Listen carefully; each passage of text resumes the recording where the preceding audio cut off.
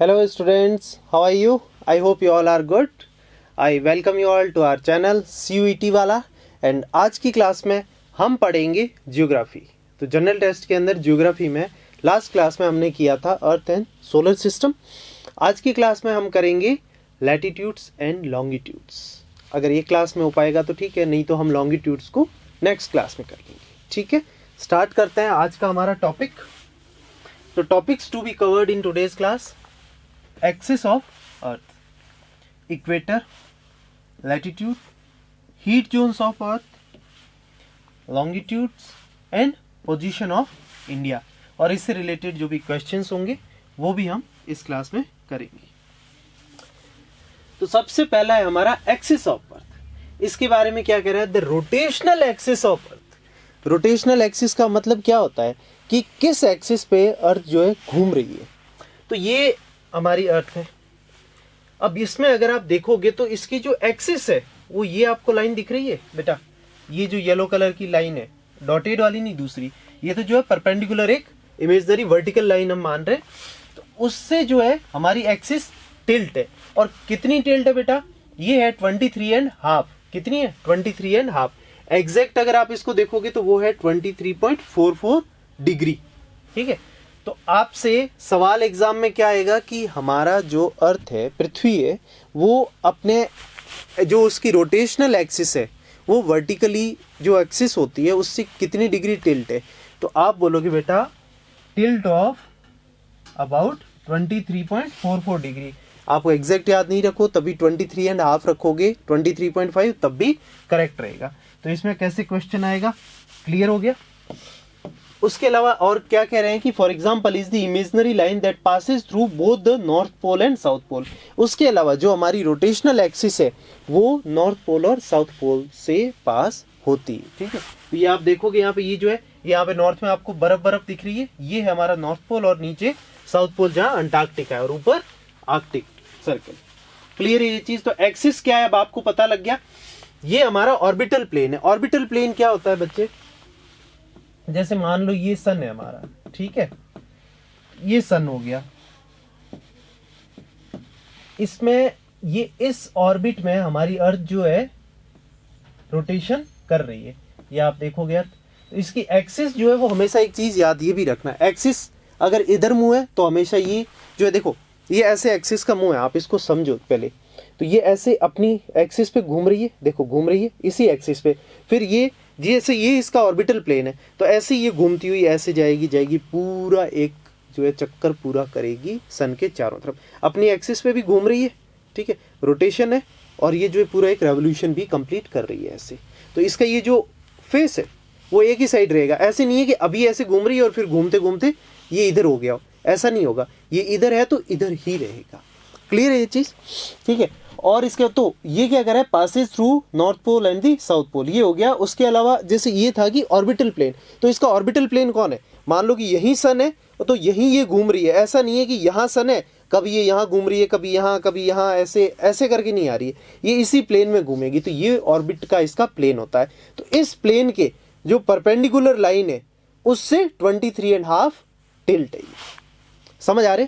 जिस प्लेन में ये चक्कर लगा रही है सूरज के चारों ओर, ठीक है, सन के चारों ओर रिवॉल्व कर रही है, जो अपना रेवोल्यूशन कर रही है, उसके जो परपेंडिकुलर लाइन है उस लाइन से 23.5, उस लाइन से 23.5। ये देखो आप लिखा है ऑर्बिटल प्लेन, ये ऑर्बिट का प्लेन है, इसके परपेंडिकुलर ये डैश लाइन, और इससे 23.5 टिल्ट है।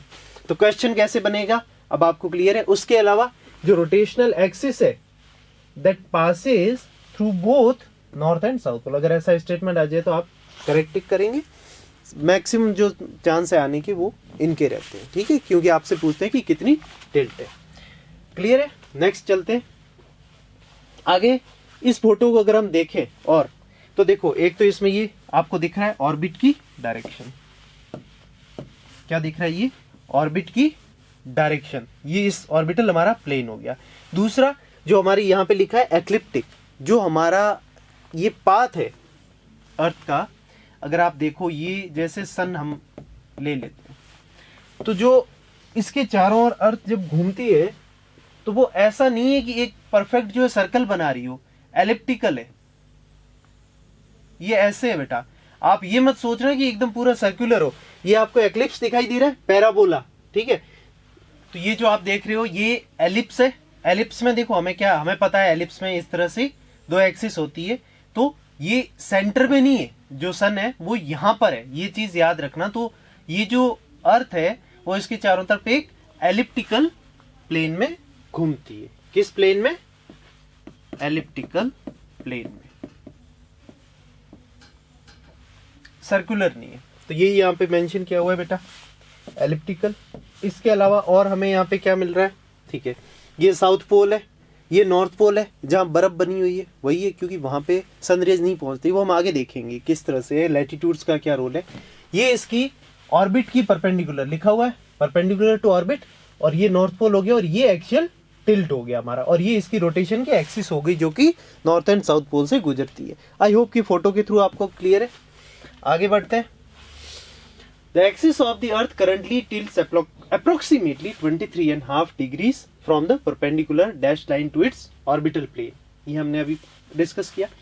The equator is a circle of latitude. अब इक्वेटर की बात करें, इक्वेटर कौन सा है? ये आपको जो दिख रहा है, जो हमारा रोटेशनल एक्सिस है उसके जो परपेंडिकुलर है, ये देखो एक्सिस इस तरह से है, 23.5 टिल्ट है, उसके जो परपेंडिकुलर है, ठीक है। तो ये हमारा क्या है? ये है इक्वेटर।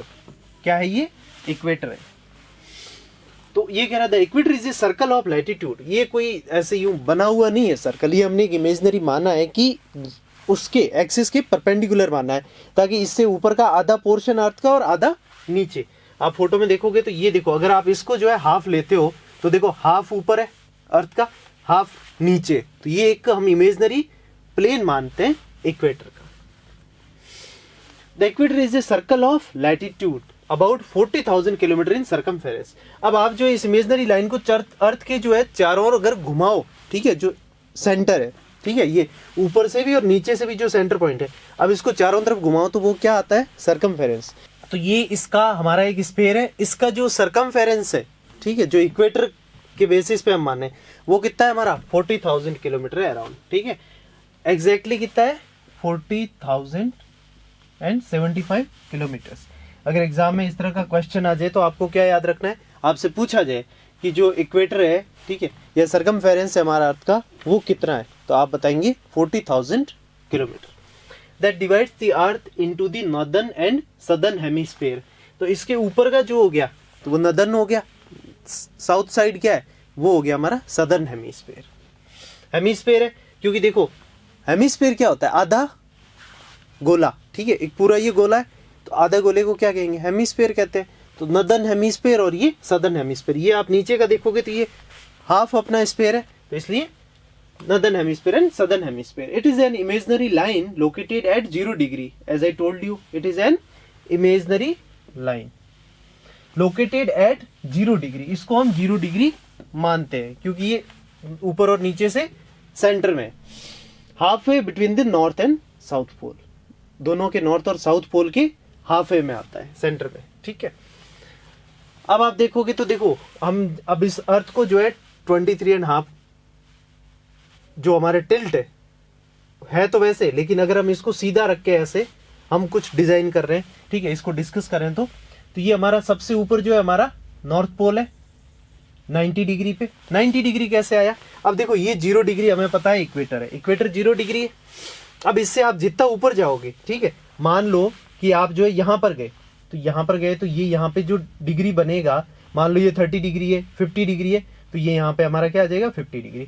ऐसे ही आप और ऊपर जाओगे तो ये मान लो कि 70 डिग्री है ये हमारा, तो ये आ गया 70 डिग्री। सिमिलरली यहाँ जाओगे तो ये कितना हो जाएगा? यहाँ से ये एंगल कितना बन रहा है? 90 डिग्री। तो इसलिए नॉर्थ पोल कितने डिग्री पे होता है? 90 डिग्री नॉर्थ पे, ठीक है। साउथ पोल 90 डिग्री साउथ, क्योंकि देखो अब ये मान लो यहाँ कितना है, ये मान लो कि यहाँ पे 60 डिग्री है, तो ये 60 डिग्री साउथ हो गया। सिमिलरली ये एकदम पूरा नीचे है साउथ पोल, तो ये डिग्री कितना हो गया? 90 डिग्री साउथ हो गया। Northern hemisphere and southern hemisphere. Similarly इधर भी अगर आप जाओगे तो ये यहाँ से एंगल बनेगा, तो ये एंगल मान लो कि अगर 40 डिग्री है तो ये 40 डिग्री आ गया, ठीक है। यहाँ पे अगर यहाँ पे जब बात कर रहे हैं ये 70 डिग्री है, तो ये टोटल कितना आ गया? 70 डिग्री, ये पूरा, ठीक है, इक्वेटर से। सिमिलरली यहाँ भी होता है, तो ये हमारा कितना हो जाता है?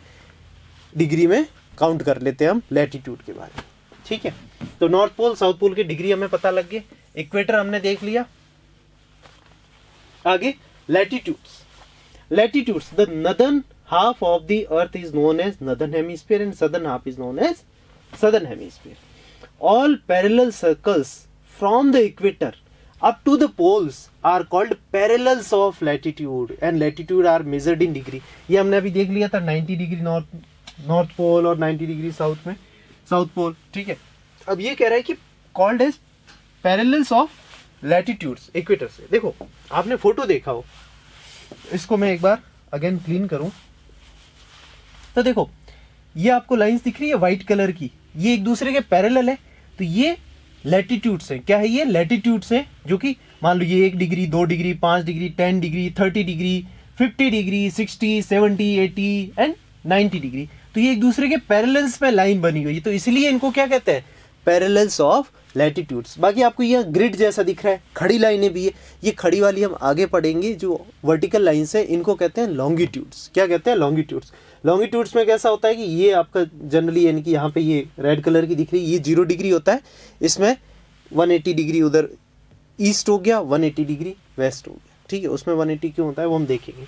यहाँ पर ये 90 तक हो गया, तो अब इन्हें पैरेलल्स ऑफ लैटिट्यूड कहते हैं। क्लियर है? आगे देखते हैं। The equator represents the 0 degree latitude, ठीक है। इक्वेटर हमने 0 डिग्री लैटिट्यूड देख लिया था। Since the distance from the equator to either of the poles is 1/4 of a circle round the earth. अब जैसे ये आप 0 डिग्री मानो, तो अब यहाँ पे आप ऊपर नॉर्थ पे पहुंचे, ये कि मान लो कि 10 डिग्री 20 डिग्री 30 40 50 60 70 एंड 90।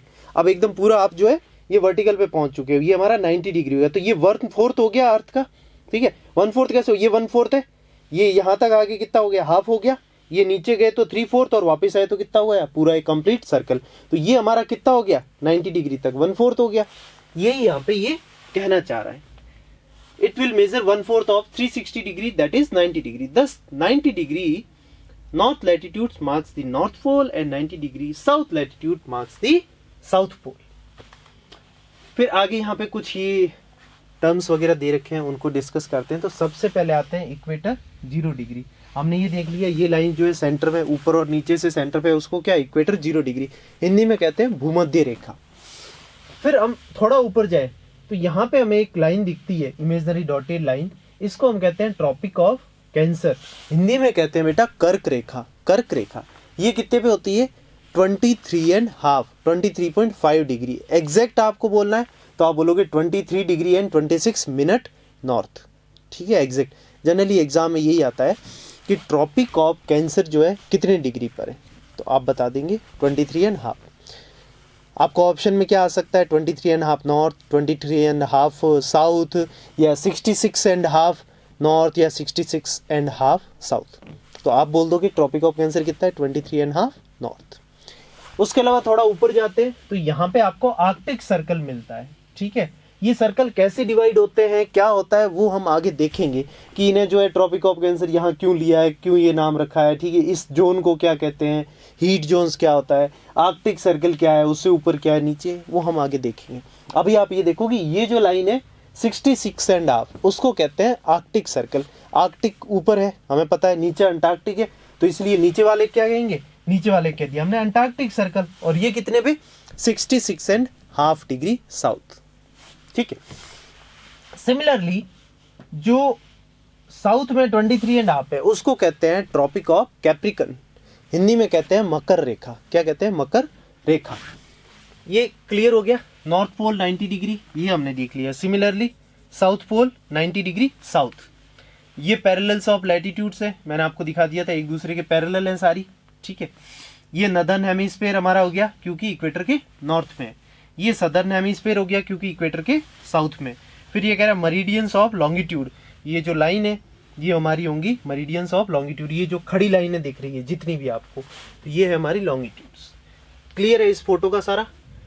नेक्स्ट आता है अपना कि आप मान लो किसी जगह खड़े हो और आपको वहाँ का लैटिट्यूड, ठीक है, वो आपको देखना हो कि कितना जो है उसका लैटिट्यूड है, तो वो हम कैसे निकालते हैं। तो आपको मैंने लास्ट क्लास में बताया था पोल स्टार के बारे में, ध्रुव तारे के बारे में। तो मान लो कि आप अभी जिस जगह, जैसे अभी हम यहाँ इंडिया में खड़े हैं, ठीक है, दिल्ली मान लो, आप जयपुर मान लो, तो ये कितना है हमारा, अराउंड 28 डिग्री ऐसा कुछ है नॉर्थ में। तो अब हमें क्या करना है, हम यहाँ खड़े हैं तो हम पोल स्टार को देखो, तो पोल स्टार हमें यहाँ दिखाई देगा। तो ये जो हमारी आइज का जो उसके साथ कांटेक्ट बन रहा है, तो ये एक एंगल, ठीक है, इसका आप जैसे खड़े हो जिस सरफेस के साथ, उसके साथ एंगल लो, तो उसके साथ एंगल लोगे तो वो आपका एंगल अगर आप कैलकुलेट करोगे तो कितना बनेगा, 28 डिग्री। इसका मतलब आप यहाँ खड़े।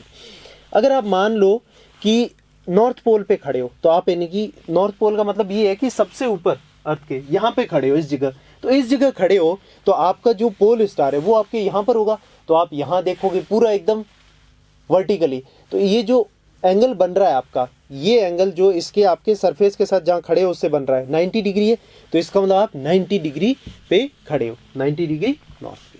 अब आपको पता लग गया कि एंगल कैसे निकालना। आप इक्वेटर पे खड़े हो, जैसे अब मैं इसके थ्रू दिखाऊं, अब जैसे मैं इक्वेटर की बात करूं तो देखो इक्वेटर पे यहाँ मैं एक इंसान को बनाऊं, ठीक है, तो अब देखो इनके लिए पोल स्टार यहाँ पर है, तो ये यहाँ देख रहे हैं और ये खड़े भी इसी सरफेस पे है बिल्कुल ऐसे ही, तो ये इनके बीच में एंगल कितना हुआ, 0 डिग्री हुआ, क्योंकि दोनों पैरेलल लाइन है, पैरेलल लाइन के बीच कितना हुआ, 0 डिग्री, तो इसलिए इक्वेटर पे 0 डिग्री आता है। अब जैसे यहाँ 90 डिग्री पे खड़ा है कोई, ठीक है, तो ये इस तरह से एक इंसान खड़ा है, तो अब इसको पोल स्टार पे देखना है तो पूरा ऊपर की तरफ देखेगा, इस सरफेस पे ये खड़ा है, तो ये इस सरफेस के बीच में एंगल कितना हो गया, ये 90 डिग्री हो गया। तो इसलिए हम क्या कह सकते हैं कि हम पोल स्टार के थ्रू जो है हमारा एंगल डिसाइड कर सकते हैं कि एंगल किस एंगल पे या किस पोजीशन पे, किस लैटिट्यूड पे हम खड़े हैं, ठीक है, डायरेक्शन ऑफ पोल स्टार और उसका सरफेस के साथ जो हमारे ग्राउंड के साथ एंगल बन रहा है। So by measuring the angle of the pole star from your place you can know the latitude of your place. तो आपसे पूछा जाए कौन सा मेथड क्या, तो आप जो है पोल स्टार का एंगल माप के भी पता कर सकते हैं अपना लैटिट्यूड, ठीक है। हिंदी में क्या कहेंगे, अक्षांश, तो उस अक्षांश को आप माप सकते हो। लॉन्गिट्यूड को क्या कहते हैं, लॉन्गिट्यूड को कहते हैं बेटा देशांतर। As we move away from the equator the size of the parallels of latitude decreases.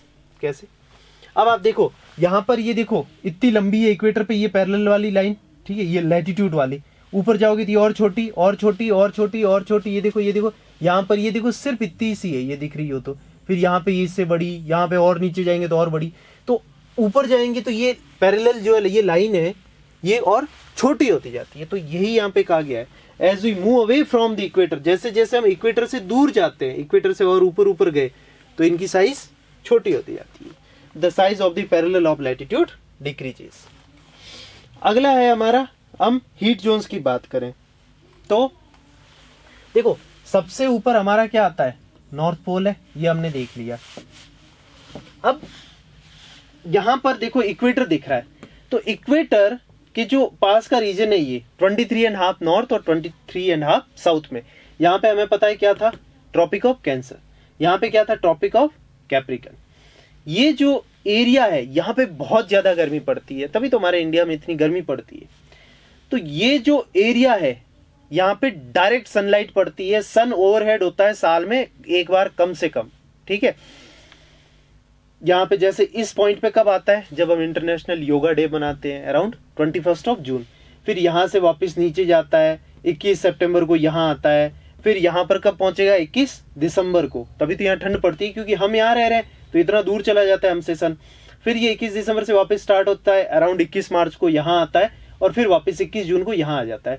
तो मतलब कि हमारी वैसे सन तो कहीं नहीं जाता है, हमारी अर्थ ही घूमती है, तो ओवरहेड जो सन होता है हमारे, तो साल में एक बार बस इसी के बीच रहता है, इसके बियॉन्ड नहीं जाता है, तभी तो वहां बर्फ जमी रहती है। तो ये जो जोन है इक्वेटर के पास का 23.5 ऊपर 23.5 नीचे, तो अराउंड कितना हो गया हमारा 47 डिग्री टोटल, ये इसको हम कहते हैं टोरिड जोन। क्या कहते हैं बेटा, टोरिड जोन। उसके ऊपर जाएं तो ट्रॉपिक ऑफ कैंसर से आर्कटिक सर्कल, वहां आर्कटिक है ऊपर, तो आर्कटिक के पास का सर्कल को आर्कटिक सर्कल कहते हैं। ये जो एरिया है ये तो हॉट एरिया, ये वार्म है, मतलब कि ज्यादा ठंडा भी नहीं है और गर्म तो है ही नहीं ज्यादा, है ना।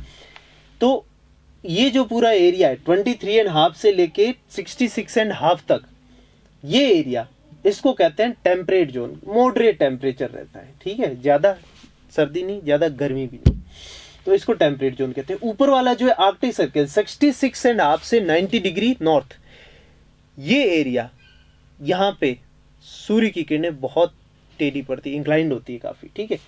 तो यहाँ पर जो है धूप भी प्रॉपर पहुंच नहीं पाती, तो यहाँ पे जो है बर्फ रहती है, इसलिए इसको क्या कहते हैं, फ्रिजिड जोन। क्या कहते हैं, फ्रिजिड जोन।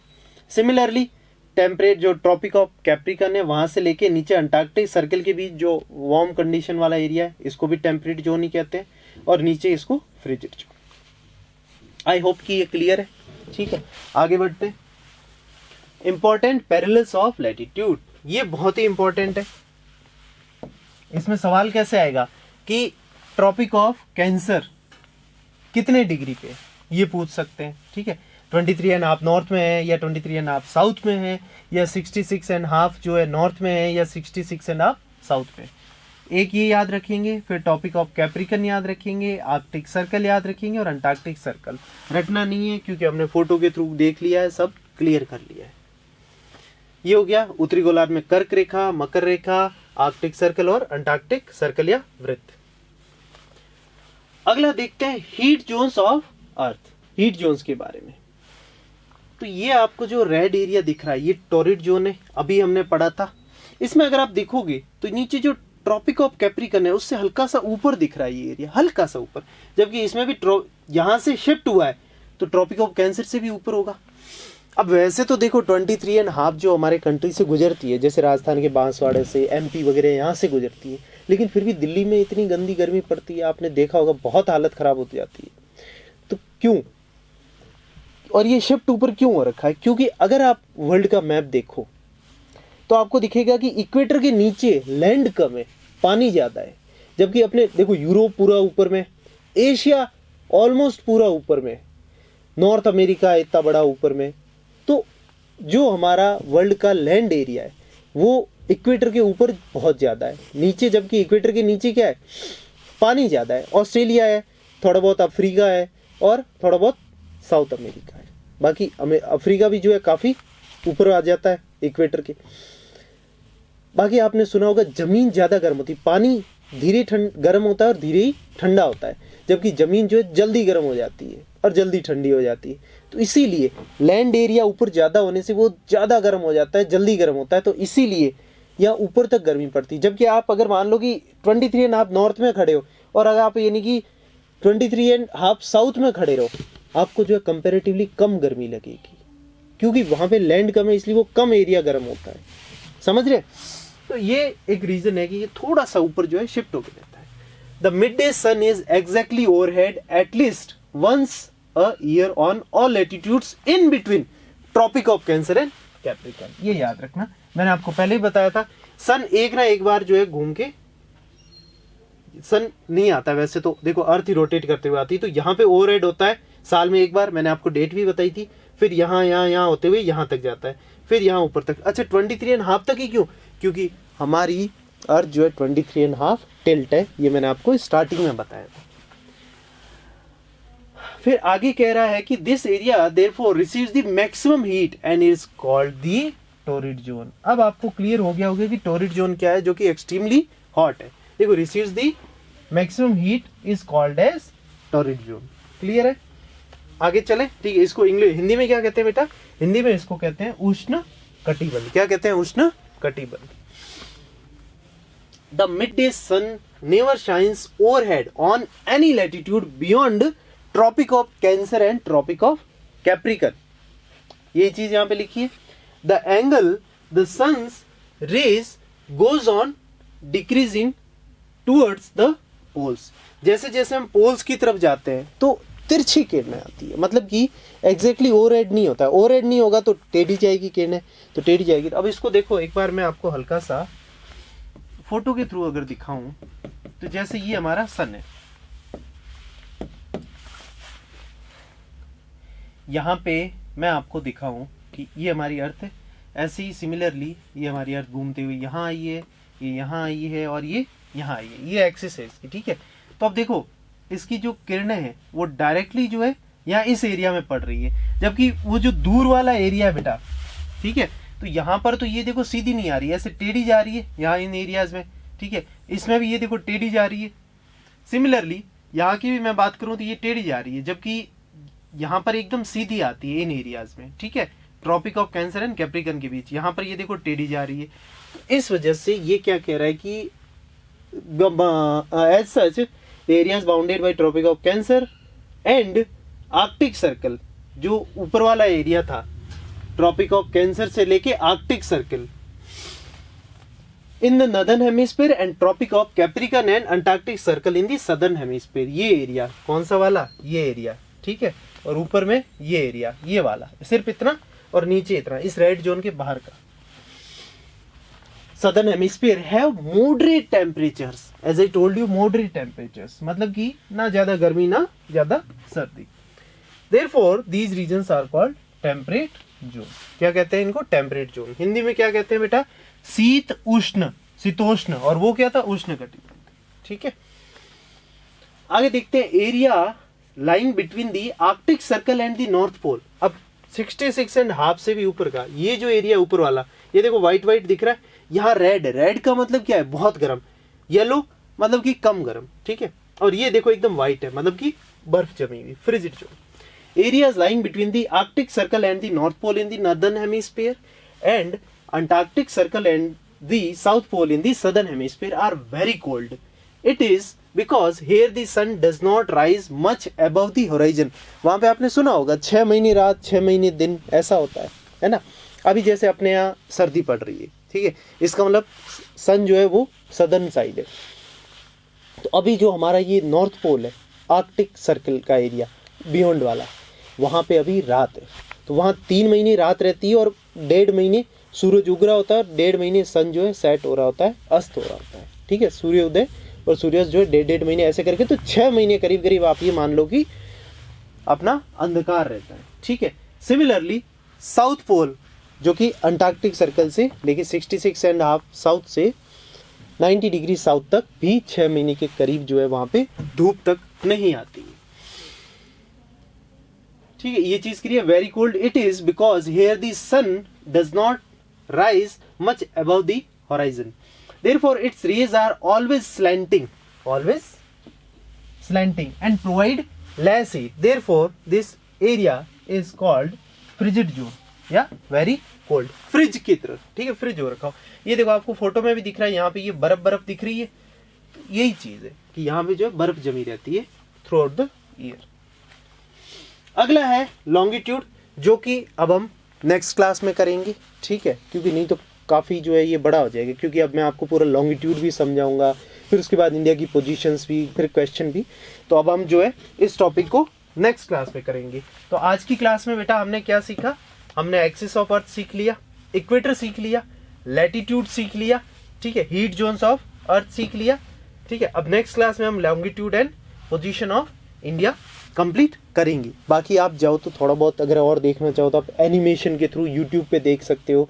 कहीं भी किसी चीज़ को और डिटेल में समझना हो ना, 5-10 मिनट का, जब आप जैसे पढ़ाई कर रहे हो, आपको विपिन सर ने बोला कि आपने 50 मिनट पढ़ाई की, 10 मिनट का ब्रेक लेना है, तो आप जब वो 10 मिनट का ब्रेक ले रहे हो, उस ब्रेक में आप क्या करो कि एनिमेटेड वीडियोस देखो कि अर्थ का रेवोल्यूशन कैसे होता है, अर्थ का रोटेशन कैसे होता है, नॉर्दर्न हेमिस्फीयर में कैसे होता है, टॉरिड जोन क्या होता है, एनिमेशन पीछे डाल दो, torrid zone animation, revolution animation, rotation animation, ये देखो 10 मिनट। लेकिन उसको हैबिट मत बनाओ, कुछ काम की चीज़ देखिए, ये नहीं कि शॉर्ट्स देख लिए, किसी का कुछ रील्स देख ली, ये नहीं बेटा, काम की चीज़ देखो। आपको 10 मिनट देखो, रिफ्रेश भी करना माइंड को, उसको देखने में मज़ा भी आएगा, लेकिन शॉर्ट्स से बचना है या रील्स वगैरह इनसे दूर रहना, या इस तरह के वीडियो वो नहीं।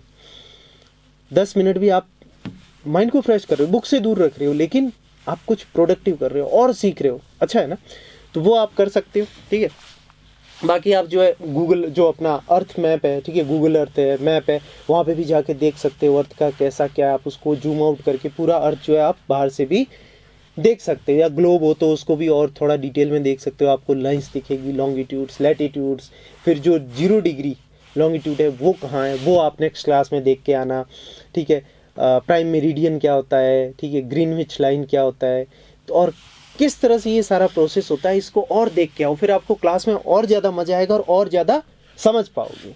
क्लियर है ये चीज़, ठीक है। तो आई होप कि इसमें आपको कोई डाउट नहीं रहा होगा, और फिर भी अगर कोई आपको डाउट रहा है तो आप जो है मुझे कमेंट बॉक्स में बता देना, तो मैं उसको नेक्स्ट क्लास में डिस्कस कर लूँगा।